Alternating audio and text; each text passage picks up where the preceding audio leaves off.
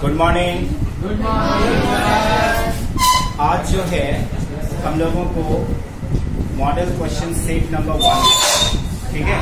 तो जो भी मॉडल क्वेश्चन सेट होता है उसको आप लोगों को सिर्फ आंसर को नहीं करना है, ठीक है। आंसर के साथ साथ जो है उसकी पूरी की पूरी जो है डिटेल एनालिसिस होनी चाहिए।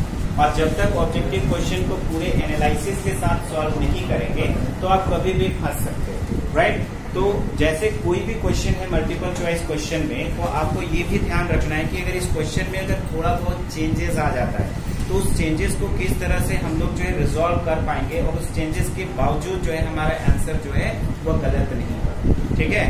तो अपना दिमाग जो है उसको बिल्कुल स्टडी रखना है, शांत रखना है, ठीक है, और घबराना नहीं, ठीक है। क्वेश्चन को एकदम तरीके से पढ़ना है, शांतिपूर्वक पढ़ना है और उसको जो है थोड़ा सा अपने आप में एनालिसिस करके जो है उसका आंसर को करना है, ठीक है। तो आज जो है हम लोग मॉडल सेट नंबर 1 जो है उसको हम लोग सॉल्व करने जा रहे हैं। क्या तरीका होना चाहिए और किस तरह से हम लोग मल्टीपल चॉइस क्वेश्चंस को पढ़ेंगे वो भी हम लोग साथ साथ देखेंगे। पहला जो क्वेश्चन है, ठीक है, जैसा कि आप लोग देख रहे हैं, विच of the following is a characteristics of unit. आपको कैरेक्टरिस्टिक्स ऑफ यूनिट के बारे में पूछा जा रहा है। आप जानते हो कि यूनिट क्या है, ठीक है, आपने डिटेल स्टडी कर रखा है कि यूनिट क्या होता है, राइट। तो यूनिट क्या है?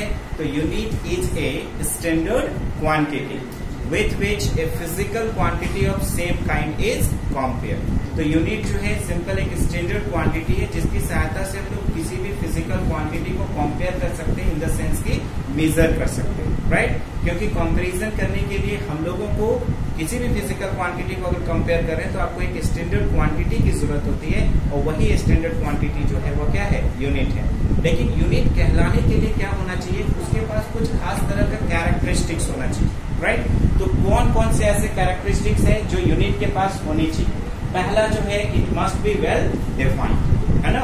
जो यूनिट है उसकी क्या होनी चाहिए? एक डेफिनेशन होनी चाहिए। जैसे कि आपको बताया गया है कि मीटर का डेफिनेशन क्या होता है, किलोग्राम का डेफिनेशन क्या होता है, सेकेंड का क्या डेफिनेशन होता है, राइट। तो it must be well defined. तो पहला जो कैरेक्टरिस्टिक्स जो है यूनिट की वह क्या है? It must be well defined, जो आपको ऑलरेडी बताया है, ठीक है। दूसरा जो है आपको बताया गया था it must be invariable. Invariable का कहने का मतलब क्या है? No change place to place, no change by the change of external condition. अगर एक्सटर्नल कंडीशन में भी अगर किसी तरह का चेंजेस आता है तब भी उसको किसी तरह से चेंज नहीं करना चाहिए, तभी जाके उसको as a standard quantity, as a standard unit जो है, ठीक है, हम लोग कंसिडर कर सकते हैं। साइज जो है उसका क्या होना चाहिए? सुटेबल होना चाहिए, यानी कि कोई भी यूनिट जो है इतना बड़ा नहीं होना चाहिए, ठीक है, कि वो आपको कंफर्टेबल जोन में ना रख पाए, राइट। जैसे अगर मान लो कि जो आपका केजी वाला वेट होता है, ठीक है, इस छोटे से साइज का होता है, आप आराम से पॉकेट में भर के कहीं लेके जा सकते हैं, है ना। लेकिन अगर उसी का साइज जो है अगर काफी बड़ा रहेगा तब के केस में जो है आप कंफर्टेबल फील नहीं करेंगे। अगर एक सब्जी जो है, ठीक है, आपको बेचने के लिए जाना है तो केजी वेट संभालेंगे कि उसको संभालेंगे, है कि नहीं। तो साइज जो है वो क्या होना चाहिए? सूटेबल होना चाहिए। आप देखते हो कि लेंथ को मेजर करने के लिए जो टेप होता है, ठीक है, उसको भी फोल्ड करके जो है आसानी से कंफर्टेबली जो है आप जेब में रख लेते हो, है ना। लेकिन एक चीज ये भी ध्यान में रखना है कि जो आप इस्तेमाल करते हो, ठीक है, वो कोई स्टैंडर्ड यूनिट नहीं है, वो कॉपी करके बनाया गया है, राइट। जो स्टैंडर्ड यूनिट है, ठीक है, उसको आप ऐसे जो है सभी जगह लेके नहीं जा सकते, राइट। तो जो कुछ भी आप यूज करते हैं वो एक्चुअल में क्या होता है? जेरॉक्स कॉपी होता है, ऐसा मान सकते हैं। जैसे आपके पास एक ओरिजिनल डॉक्यूमेंट होता है, आपकी जो रिजल्ट शीट होती है आप घर पे रखते हो, कहीं भी रिक्वायरमेंट होती है तो आप जेरॉक्स करा के उसको कहीं भी सबमिट करा देते हो, है कि नहीं। तो ठीक उसी तरह से हम लोग देखते हैं कि जो स्टैंडर्ड यूनिट होता है, ठीक है, वो कुछ और है, लेकिन जो हम लोग यूज करते हैं वो क्या करके? कॉपी करके बनाते हैं, राइट। जेरॉक्स कॉपी जो है ऐसा हम लोग कह सकते हैं। अब यहाँ पर देखिए कि ये जो पहला क्वेश्चन है, ठीक है, ये क्या कह रहा है? Which of the following is a characteristics of unit. पहला है the unit must be universally accepted. बिल्कुल, जो भी यूनिट है उसको यूनिवर्सली एक्सेप्टेबल होना चाहिए। ये भी कैरेक्टरिस्टिक्स में आपने थ्योरी के टाइम पे पढ़ा है कि इसको क्या होना चाहिए? यूनिवर्सली एक्सेप्टेड होना चाहिए, यानी कि सारे के सारे कंट्री जो है उसको एक्सेप्ट करेंगे तभी जाके उसको एज ए स्टैंडर्ड यूनिट हम लोग कंसिडर करेंगे। ये कैरेक्टरिस्टिक्स है। दूसरा है it must be invariable and well defined. जहां तक सवाल है यूनिट का तो उसको वेल डिफाइंड होना चाहिए, इनवेरिएबल होना चाहिए। तीसरा है it must B of suitable size and easily available, इसलिए अवेलेबल भी होना चाहिए और साइज जो है वो सूटेबल भी होना चाहिए। और चौथा है ऑल ऑफ दी अबव। तो सारे के सारे कैरेक्टरिस्टिक्स जो हैं ठीक है यूनिट के हैं। तो यहाँ पर हमारा जो करेक्ट ऑप्शन होगा वो क्या होगा? All the above, right? कोई कंफ्यूजन? अब देखिए दूसरा क्वेश्चन पे आते हैं, the dimensional formula of gravitational constant. Gravitational constant कहने का मतलब है यूनिवर्सल ग्रेविटेशनल कांस्टेंट की बात हो रही है। आपको डायमेंशन जो है निकालने के लिए बताया गया है, राइट? तो डायमेंशन जो है हम लोग कैसे निकालते हैं? डायमेंशन को निकालने के लिए हम लोगों को किस चीज की रिक्वायरमेंट होती है? तो डायमेंशन को निकालने के लिए हम लोगों को सबसे पहले जो है उसका फॉर्मूला जानना चाहिए, राइट? तो यहाँ पर अगर हम लोगों को ग्रेविटेशनल कांस्टेंट का डायमेंशन निकालना है, कैसे निकालेंगे? आप जानते हो कि gravitational force F is equal to capital G capital M small m बटा क्या होता है? R square. F is equal to क्या होता है? Capital G capital M small m बटा R स्क्वायर। तो यहाँ पर अगर यूनिवर्सल ग्रेविटेशनल कांस्टेंट की बात की जाए, capital G is equal to क्या हो जाएगा? Fr स्क्वायर बटा, यहाँ पर कैपिटल M और स्मॉल m से मतलब नहीं है, ठीक है? आपका मास का मतलब मास, राइट? मतलब कोई वेरिएशन जो है वो डायमेंशन में नहीं ला सकता है। स्मॉल मास है तो कुछ और वैल्यू हो जाएगा, कैपिटल सबके लिए जो है हम लोग सिर्फ कैपिटल M यूज करते हैं। तो यहाँ पर 2m हो जाएगा, तो यहाँ पर क्या लिखेंगे? m square. अब देखिए डायमेंशन ऑफ कैपिटल G की अगर बात की जाए तो डायमेंशन ऑफ फोर्स लेना है, डायमेंशन ऑफ r का स्क्वायर करना है, यहाँ पर m का पावर 2, ठीक है? फोर्स का डायमेंशन क्या होगा? mLg का पावर -2। तो यहाँ पे देखिए mLg का पावर -2 है, r दैट मीन्स क्या? डिस्टेंस है दोनों बॉडीज के सेंटर्स के बीच का। तो ये क्या हो गया? l का पावर 2 और यहाँ पर हम लोग देख रहे हैं m का पावर 2, ठीक है? और अगर कोई सरफेस ऑफ द अर्थ पे अगर कोई बॉडी रखा गया है तो कैपिटल R जो है रेडियस ऑफ द अर्थ भी हो सकता है। तो दोनों ही परिस्थितियों में R जो है ठीक है वो क्या है? लेंथ है। लेंथ के लिए हम लोग क्या? कैपिटल A यूज करते हैं। अब यहाँ पे देखो नीचे जो है m का पावर 2 है, ऊपर में क्या है? m है। तो ये m का पावर 2 ऊपर जाएगा तो m का पावर कितना हो जाएगा? ये -2 + 1 बच जाएगा कितना? -1। l स्क्वायर और l ये क्या हो जाएगा? l cube. और यहाँ पर देखिए d का पावर -2। तो इस तरह से आप देख रहे हो कि डायमेंशन ऑफ कैपिटल G क्या हो जाएगा? तो m का पावर -1, l का पावर 3 और d का पावर -2। किस ऑप्शन में है ये? ठीक है? तो यहाँ पे अगर आप देखो तो ऑप्शन नंबर सी में हम लोगों को ये देखने को मिल रहा है, यानी कि क्वेश्चन नंबर 2 का सही जो ऑप्शन है ठीक है वो है ऑप्शन नंबर सी, राइट? आइए नेक्स्ट आते हैं।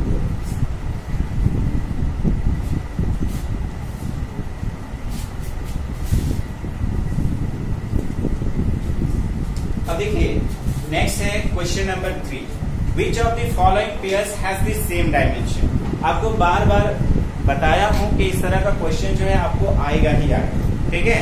कि दो क्वांटिटी का नाम लिखा हुआ है, ठीक है? पेयर में रहेगा, ठीक है? आप देख रहे हैं स्पेसिफिक हीट और लेटेंट हीट ये पेयर में है, इंपल्स और मोमेंटम, सरफेस टेंशन और force, moment of inertia and torque. तो ये कौन सा ऐसा कॉम्बिनेशन है, ठीक है, जिसका डायमेंशन जो है वो क्या है? सेम है। तो आपको डायमेंशन के लिए फॉर्मूला जानना है।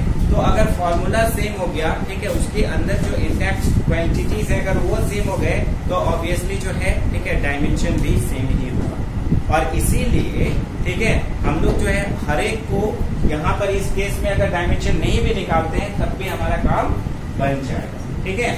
जैसे यहाँ पर अगर देखा जाए स्पेसिफिक हीट और लेटेंट हीट, राइट? तो लेटेंट हीट जो है अगर आप देखो तो Q is equal to m into LF हो गया।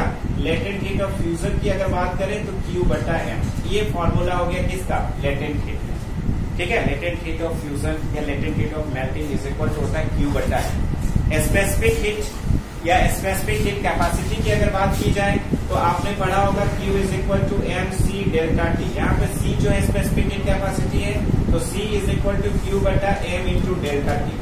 तो आप देख रहे हो कि यहाँ पे डेल्टा T एक एडिशनल आ गया, यानी कि डायमेंशन अगर आप निकालोगे तो Q तो हीट है, इसका हो जाएगा mL² T का पावर -2 बटा m। सॉल्व करेंगे यहाँ पर mL² T का पावर -2 बटा m और यहाँ पर K भी आ जाएगा।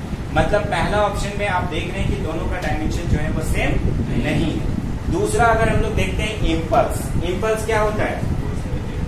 फोर्स इंटू टाइम, ठीक है। अगर हाई मैग्नीट्यूड का फोर्स में अगर एक्ट करता है बहुत ही थोड़े समय के लिए, है ना, तो I इज इक्वल टू हो जाएगा F इंटू डेल्टा T। और यहाँ पर मोमेंटम है, ठीक है, तो momentum P is equal to क्या, मास इंटू वेलोसिटी। अब यहाँ पे पता नहीं चल रहा है कि दोनों का सेम है या नहीं है, तो यहाँ पे आप निकाल लो। डायमेंशन ऑफ इम्पल्स जो है वो क्या हो जाएगा, तो फोर्स के लिए हो जाएगा mlt का पावर -2 और टाइम के लिए t, तो कितना हो गया जी, mlt का पावर -1। अगर हम लोग यहाँ पे लीनियर मोमेंटम की बात करें तो dimension of linear momentum mass into velocity है, मास के लिए कैपिटल है, वेलोसिटी के लिए lt का पावर -1। आ गया ना सेम, ठीक है। तो यहाँ पर विच of the following pairs has the same dimensions है, ठीक है, तो करेक्ट जो हमारा ऑप्शन है, ठीक है, वो आ गया impulse and momentum. Surface tension and force की बात करें तो सरफेस टेंशन में क्या है, तो फोर्स बाय लेंथ, और दूसरा फोर्स, इन दोनों का सेम कैसे हो सकता है, F का और F बाई L का सेम नहीं हो सकता है। यहाँ पे देखिए मोमेंट ऑफ इनर्शिया और टॉर्क है, तो moment of inertia I is equal to क्या होता है जी, mr स्क्वायर, और torque tau is equal to क्या होता है, r क्रॉस f, राइट। तो यहाँ पर भी देखिए, ठीक है, इसका अगर हम लोग देखें तो ml स्क्वायर हो जाएगा डायमेंशन, यहाँ पर इसके लिए तो L हो जाएगा, फोर्स के लिए mlt का पावर -2, तो यहाँ पर कितना बच जाएगा जी, तो ml स्क्वायर t का पावर -2। तो आप यहाँ पे देखिए इन दोनों का डायमेंशन भी सेम नहीं है, तो हमारा जो करेक्ट ऑप्शन होगा, ठीक है, वो क्या है, ऑप्शन नंबर बी, जहाँ पर हम लोग देख रहे हैं इम्पल्स और मोमेंटम। इन्हीं को किसी तरह का कोई परेशानी है तो आप लोग बताएं, क्लियर है ना।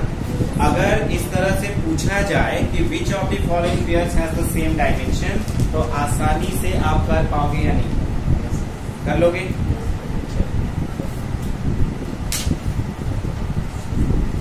अब नेक्स्ट क्वेश्चन पे आते हैं। क्वेश्चन नंबर 4 जो है वह एक्चुअल में क्या है, तो which of the following are not units of time.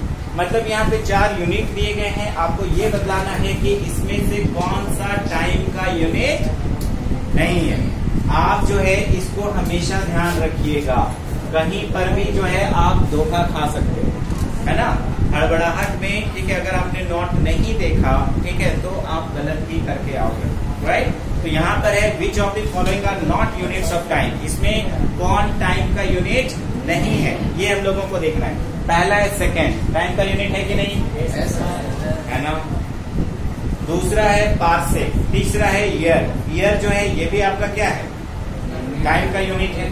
अब 2 चीजें यहाँ पर हम लोगों को देखने को मिल रहा है, पार्सेक और light year, right. Light year क्या होता है, The distance covered by light in vacuum in 1 year, मतलब लाइट जो है 1 साल में वैक्यूम में जितना डिस्टेंस ट्रेवल करता है उसको हम लोग बोलते हैं 1 लाइट ईयर। यानी कि 1 लाइट ईयर क्या है, डिस्टेंस को मेजर करता है, नॉट टाइम। तो बोल पूछा यहाँ पे कि following are not units of time, ठीक है, तो आपका ऑप्शन क्या हो गया, लाइट ईयर। लेकिन पार्सेक की अगर बात करें, पार्सेक जो है इसका फुल फॉर्म होता है पैरालैक्टिक सेकेंड, तो अक्सर ये कंफ्यूजन हो जाता है लोगों को कि ये तो टाइम का ही यूनिट होगा, ठीक है। लेकिन पार्सेक भी डिस्टेंस को मेजर करने के लिए, लार्ज डिस्टेंस को मेजर करने के लिए, राइट। और पार्सेक क्या होता है, तो अगर मान लिया जाए कि हम लोग 1 एस्ट्रोनॉमिकल यूनिट का एक आर्क लेते हैं, ठीक है, तो जितना डिस्टेंस पर ये 1 सेकेंड का एंगल सबटेंड करेगा, इसको हम लोग बोलते हैं 1 पार्सेक। तो 1 parsec is the distance at which an arc equal to 1 astronomical unit subtends an angle of 1 second. यानी कि इस डिस्टेंस को जो है हम लोग पार्सेक बोलते, ठीक है। तो पार्सेक हो, एस्ट्रोनॉमिकल यूनिट हो या लाइट ईयर हो, ये सारे के सारे जो है वो डिस्टेंस को मेजर करते हैं। एक टर्म यहाँ पर आया एस्ट्रोनॉमिकल यूनिट। एस्ट्रोनॉमिकल यूनिट क्या है, ठीक है, the average distance between sun and earth या अर्थ एंड सन, अर्थ और सन के बीच का जो एवरेज डिस्टेंस है उसको हम लोग बोलते हैं astronomical unit. Astronomical unit parsec और लाइट ईयर में सबसे बड़ा कौन है, सबसे लंबे डिस्टेंस को किससे मेजर किया जाता है, पार्सेक, ठीक है। तो सबसे बड़ा होता है पार्सेक, उसके बाद लाइट ईयर, उसके बाद एस्ट्रोनॉमिकल यूनिट। तो अगर उसको अरेंज करने के लिए भी आता है, ठीक है, मान लो डिसेंडिंग ऑर्डर में जो है आपको लिखने के लिए आता है, तो सबसे बड़ा यूनिट कौन हो गया? पार्सेक। उसके बाद कौन सा? Light year. उसके बाद कौन सा? एस्ट्रोनॉमिकल। ये हो गया डिक्रीजिंग ऑर्डर। अगर इंक्रीजिंग ऑर्डर में पूछेगा तो सबसे पहले क्या? एस्ट्रोनॉमिकल यूनिट, उसके बाद लाइट ईयर, उसके बाद फाइनली आप पार्सेक जो है, ठीक है, ये देख सकते हैं। ठीक है, तो यहाँ पर जो क्वेश्चन था उसमें क्या है कि which of the following are not units of time. तो आंसर जो है आपका पार्सेक भी है और लाइट ईयर भी है, राइट। लेकिन ऑप्शन तो आपको, ठीक है, आंसर तो एक ही करना है। तो अगर आपका जो क्वेश्चन होगा, ठीक है, उसमें अगर आप देखेंगे तो दोनों में से एक ही होगा। ये एक्चुअल में एरर है इस क्वेश्चन में जो है, ठीक है, आपके दो ऑप्शन जो है वो करेक्ट है। पार्सेक भी डिस्टेंस को मेजर करने के लिए है, लाइट ईयर भी डिस्टेंस को मेजर करने के लिए, यानी कि टाइम को मेजर करने के लिए नहीं है, यानी कि दोनों ऑप्शन सही है। तो या तो आपको अगर इसका यही क्वेश्चन पूछता है, ठीक है, तो एक ऑप्शन को हटा देगा, या अगर यही पूछेगा तो या तो आप बी कर दीजिए या डी कर दीजिए, आपको दोनों में नंबर मिल जाए। ठीक है, अगर कोई क्वेश्चन जो है बाय मिस्टेक अगर गलत होता है तो नंबर जो है सारे के सारे स्टूडेंट्स को उस क्वेश्चन के लिए दे दिया जाता है। ठीक है, तो घबराने की बात नहीं है। ये क्वेश्चन जो है वो तो सही है, लेकिन ऑप्शन इसमें दो करेक्ट है। क्लियर है? अब जो है नेक्स्ट क्वेश्चन आते हैं। नेक्स्ट क्वेश्चन में क्या है, तो आप देखिए, the SI unit of torque etch. हम लोगों को बताना है एसआई यूनिट ऑफ टॉर्क जो है वह क्या होता है। ठीक है, तो यहाँ पे देखिए टॉर्क क्या है, that is the cause of rotation, है ना। अगर कोई भी बॉडी रोटेट करता है तो उसके पीछे का रीजन जो है वह क्या है? टॉर्क है ना। और टॉर्क को हम लोग रिप्रेजेंट करते हैं टॉ से। टॉ इज इक्वल टू होता है आर क्रॉस एयर। तो फोर्स जो है, ठीक है, उसको मेजर करने के लिए क्या है? न्यूटन, और आर को मेजर करने के लिए मीटर। तो टॉर्क का यूनिट जो है वो क्या हो जाएगा? Newton metre. ठीक है, तो पहला ऑप्शन जो है इसका करेक्ट है। आइए नेक्स्ट क्वेश्चन।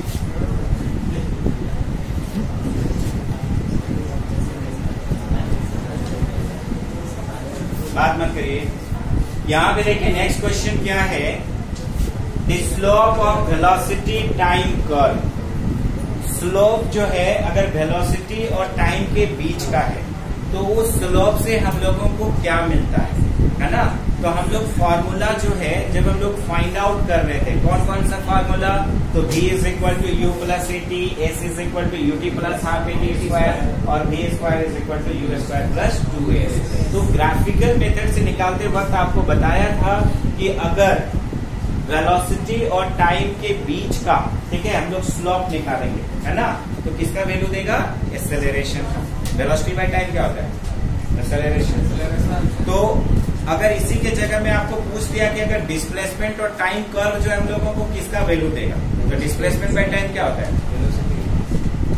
वेलोसिटी। और वेलोसिटी बाय टाइम क्या? एक्सेलरेशन। तो ये जो स्लोप और वेलोसिटी टाइम ग्राफ है, ठीक है, इससे हम लोगों को किसका वैल्यू मिलेगा? एक्सेलरेशन का वैल्यू। समझ गए? तो स्लोप दैट मीन्स क्या? tan अल्फा का वैल्यू हम लोग निकालते हैं। याद आ रहा है ना। अब यहाँ पे देखिए नेक्स्ट क्वेश्चन। यहाँ पर है नेक्स्ट क्वेश्चन में, a ball is projected with a velocity of 20 meter per second vertically. अगर एक बॉल को आपने प्रोजेक्ट किया है, थ्रो किया है, कितनी वेलोसिटी से? 20 मीटर पर सेकेंड से।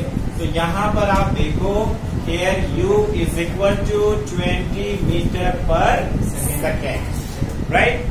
कैसे फेंका गया है? Vertically upward. Find the distance travel in first 2 second, है ना। तो पहला 2 सेकेंड में आपको निकालना है कि कितना डिस्टेंस ट्रेवल हुआ है, और स्मॉल जी का वैल्यू जो है वो लेना है 10 metre per second square, right. कितना लेना है?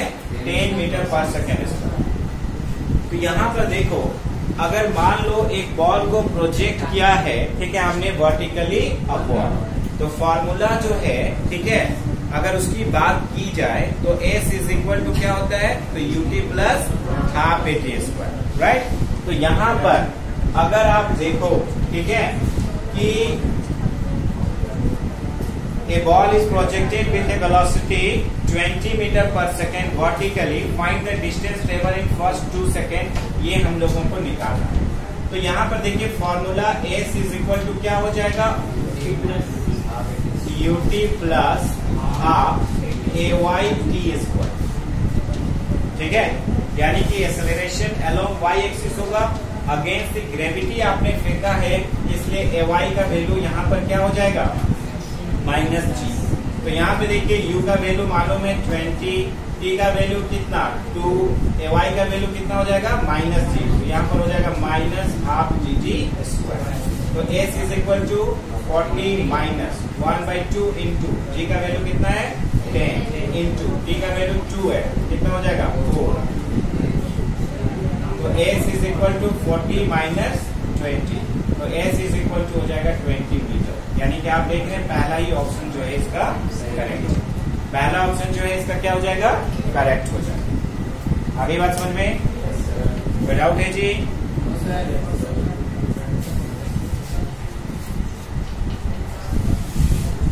अब देखिए नेक्स्ट क्वेश्चन, नेक्स्ट क्वेश्चन का ये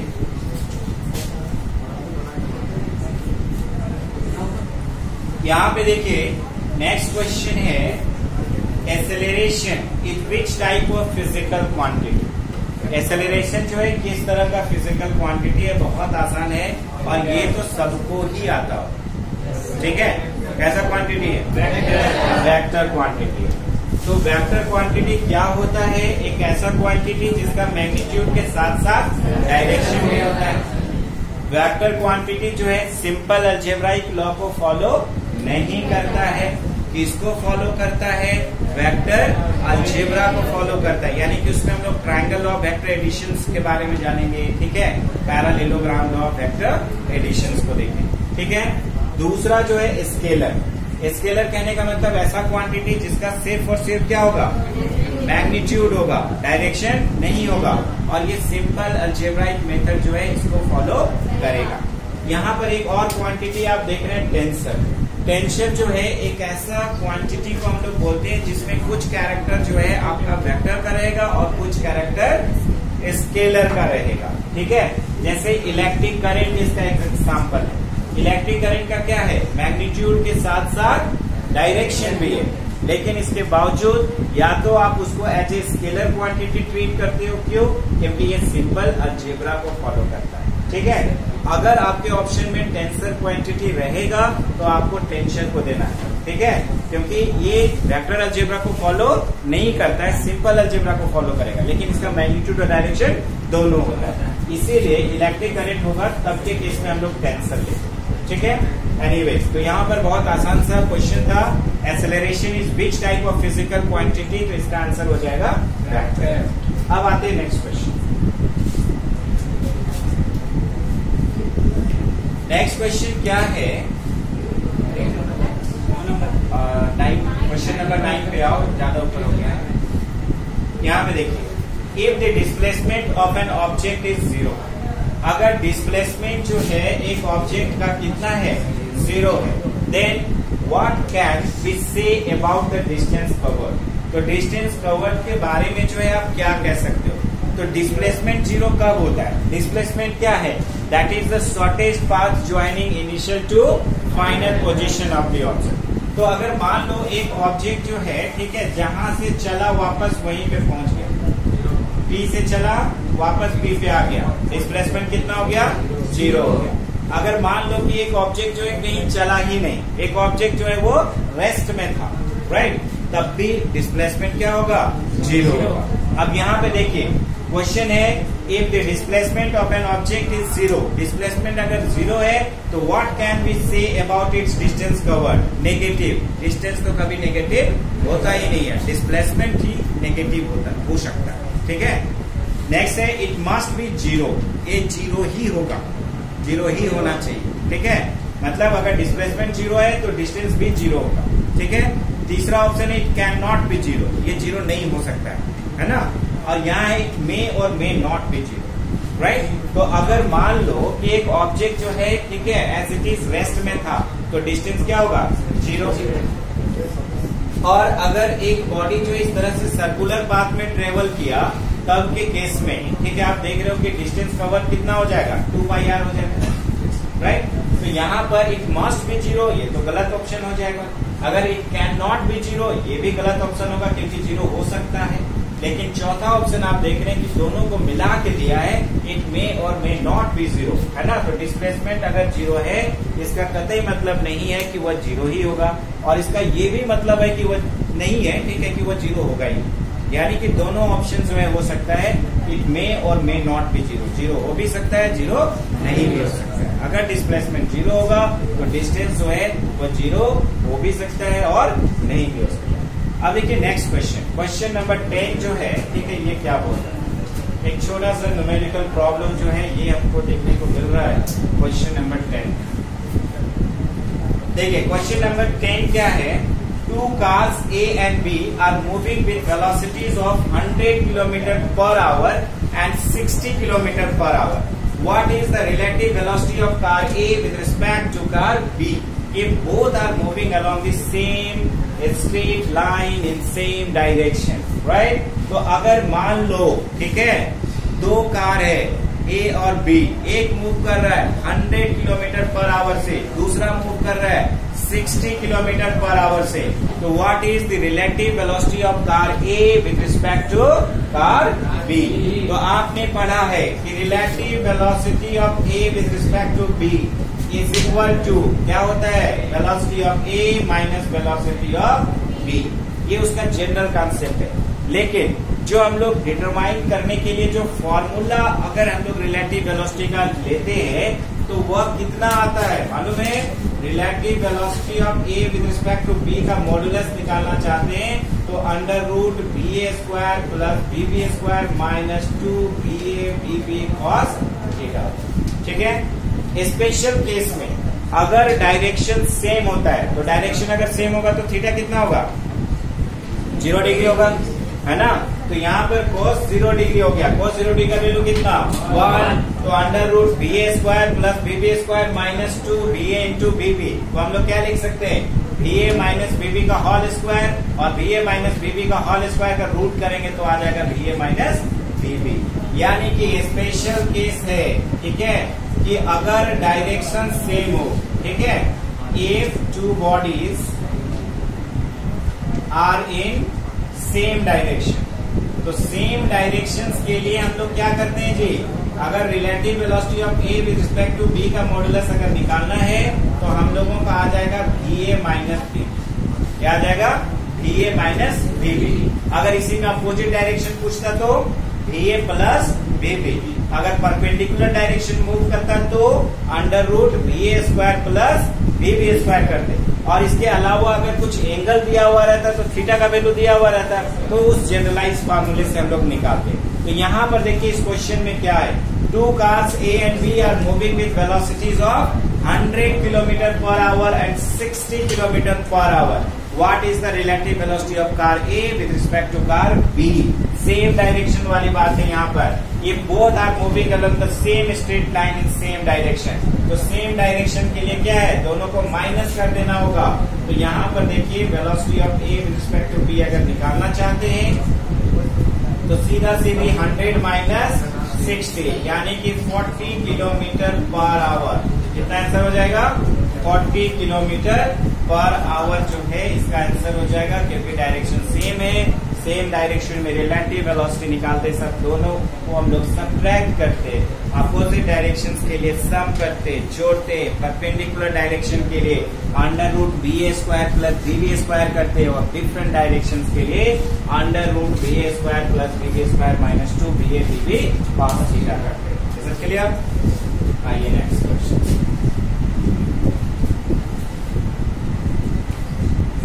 अब देखिए नेक्स्ट क्वेश्चन क्या है, the rate of change of displacement is called, rate of change of velocity is called acceleration. तो rate of change of displacement होता है वेलोसिटी। अगर इसी के जगह में पूछता है rate of change of velocity तो क्या होता, एक्सेलरेशन। आई बात समझ में? Next question, analog of mass in rotational motion is, analog of mass in rotational motion जो है वो क्या होगा? तो जैसे कि अगर हम लोग बात करते हैं, अगर मोशन इन स्ट्रेट पाथ की बात करते हैं, तो वहां पर इनर्शिया जो है वो डायरेक्टली प्रोपोर्शनल टू मास होता है। मास जितना ज्यादा होगा उस बॉडी का इनर्शिया जो है उतना ही ज्यादा। ठीक है, ठीक उसी तरह से अगर रोटेशनल मोशन के केस में अगर हम लोग देखें तो इनर्शिया का जगह कौन ले लेता है? Moment of inertia.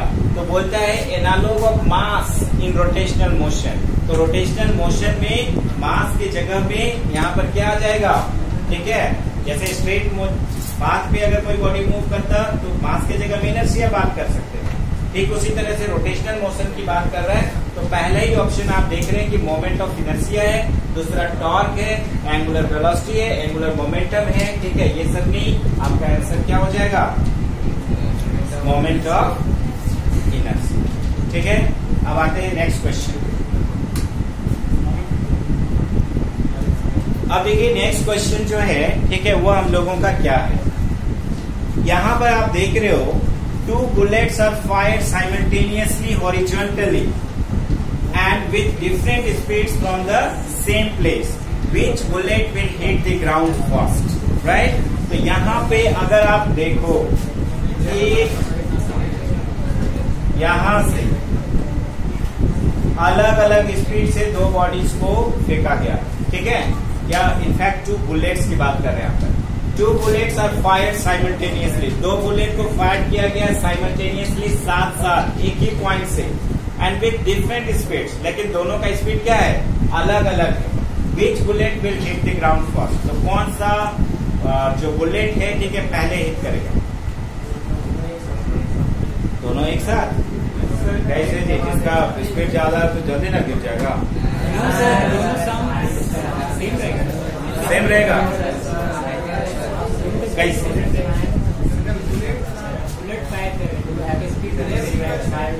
यहाँ पर देखिए बात हो रही है टाइम की, ठीक है, बात हो रही है किसकी? टाइम की। तो टाइम के लिए अगर हम लोग रिलेशन निकालें, ठीक है, कि अगर यहाँ से फायर किया गया तो टोटल टाइम ऑफ फ्लाइट जो है वह कितना होगा? ठीक है, तो यहाँ पर देखिए ये बात हो रही है वर्टिकल की, है ना? तो यहाँ पर एच इज इक्वल टू, है ना, ut प्लस ये आप लोग हाफ AYT स्क्वायर लिखते हैं, है ना? यहाँ पर क्या हो जाएगा कि ये जो वेलोसिटी है ना अलोंग y एक्सिस की बात करेंगे तो यहाँ पर उसको तो हॉरिजॉन्टल डायरेक्शन में फायर किया गया है, यानी कि वेलोसिटी अलोंग y एक्सिस कितना होगा? 0। तो ये वाला